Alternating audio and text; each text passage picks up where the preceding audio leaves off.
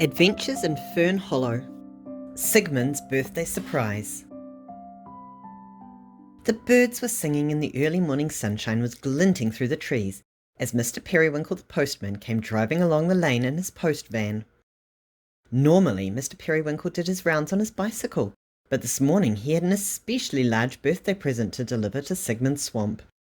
It was a long wooden crate, and rather strange snorting noises were coming out of it. The crate was very heavy, and Sigmund had to help Mr. Periwinkle carry it into the house. "It says, 'From Uncle Oscar to Sigmund on his birthday,'" said Sigmund, reading the label. "I wonder what it could be." Carefully, Sigmund began to prise the lid off the crate. As he did this, the snorting noises from inside grew louder and louder, until at last the lid popped open, and out crawled an enormous crocodile.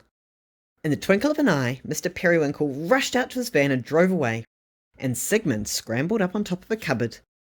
Meanwhile, the crocodile began to gobble up the poor toad's breakfast.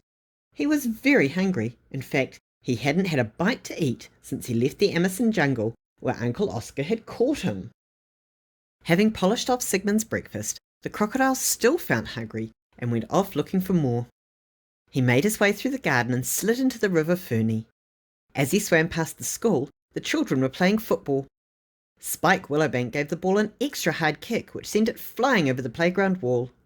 It would have landed in the river, but the crocodile caught it in his mouth and made a nice little snack of it. When the crocodile reached the dam at Mr. Croker's watermill, he climbed out of the river and wandered around until he came upon Mrs. Prickles, who was hanging out her washing.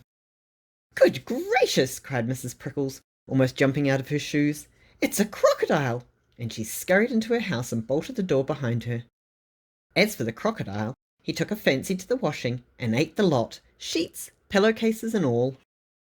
Mrs. Prickles' washing had been very tasty, but now the crocodile sniffed the air and caught a scent that was absolutely delicious.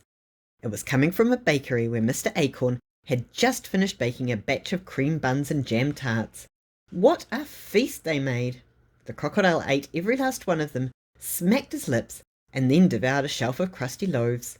"Go away at once!" shouted Mr. Acorn, waving his rolling pin angrily. But the greedy animal didn't leave until he had eaten everything in sight. By this time, Sigmund had informed P.C. Hoppet about the escaped crocodile, and together they set out to track him down. They hadn't been searching long when Sigmund heard an odd little sound coming from behind a tree.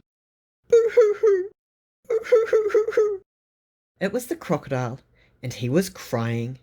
"Dear me," whispered P.C. Hoppet. "What can be the matter with him?" "I expect he's feeling lonely," replied Sigmund. "After all, he is the only crocodile in Fern Hollow." "Yes," agreed P.C. Hoppet. "I think I'd better telephone Poppletown Zoo to come and take him away. There are bound to be other crocodiles at the zoo to keep him company." Before long, a zookeeper arrived in a large van with a cage on the back.